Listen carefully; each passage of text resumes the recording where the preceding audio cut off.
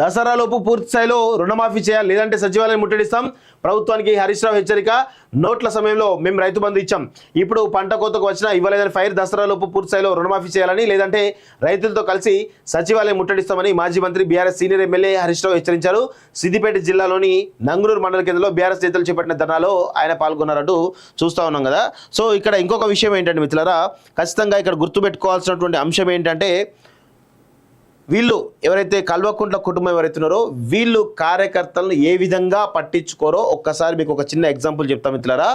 నిన్న హరీష్ రావు ఎవరైతే ఉన్నారో ఆయన ఆల్రెడీ రైతు ధర్నాకు పోవడం జరిగింది. దానికంటే ముందు ఇగో వాళ్ళకి సంబంధించిన ఒక కార్యకర్త డీటెయిల్స్ మీకు చెప్తాం మిత్రులారా.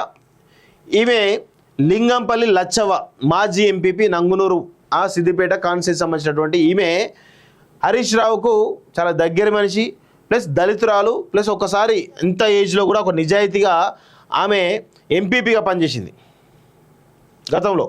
హరీష్ రావుకు తెలుసు ఎంపీపీగా గతంలో పనిచేసింది. సో బీఆర్ఎస్ పార్టీ సంబంధించినటువంటి కేసీఆర్ ఉన్నప్పటి నుంచి కూడా ఆమె కేసీఆర్కు ఒక మంచి అనుచరురాలుగా, తర్వాత హరీష్ రావుకు కీలక నాయకురాలుగా ఆమె ఉండడం జరిగింది. అయితే ఈమె దళితులకు సంబంధించినటువంటి, దళిత సామాజికకు సంబంధించినటువంటి వ్యక్తి. అయితే కేసీఆర్ ఎవరైతే ఉన్నారో, హరీష్ రావు ఎవరైతే ఉన్నారో, నిన్న ఈమె చనిపోతే అక్కడికి వెళ్ళి జస్ట్ ఏదో తూతు మంత్రంగా అక్కడ కొద్దిసేపు ఉండేసి ఇమీడియట్గా ధర్నాకు వెళ్ళడం జరిగింది.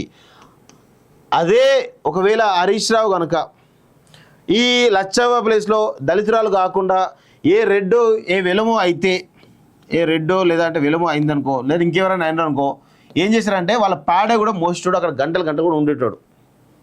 ఎందుకు అంటే కేవలం ఈమె దళిత నాయకులు కాబట్టి ఈమెకు అంత గౌరవం ఇవ్వలేదు హరీష్ రావు. అంటే వీళ్ళు ఈ విధమైనటువంటి పరిస్థితుల్లో రాజకీయం చేస్తారనేటువంటి విషయాన్ని గుర్తుపెట్టుకోవాలి. ఈమె లింగంపల్లి లచ్చవ, ఈమె చనిపోయింది మొన్న ఎప్పుడో 98 ఆ టైంలో కేసీఆర్ ఉన్నప్పుడు కూడా, మంత్రిగా ఉన్నప్పుడు కూడా ఆమె ఎంపీపీగా పనిచేసింది. హరీష్ రావు కూడా తెలుసు, చాలా క్లోజ్. సో అలాంటి పరిస్థితుల్లో హరీష్ రావు కార్యకర్తలను ఏ విధంగా గౌరవిస్తారో అర్థం చేసుకోండి. కులాల బట్టి కూడా గౌరవం ఉంటుంది అనే విషయాన్ని గుర్తుపెట్టుకోవాలి.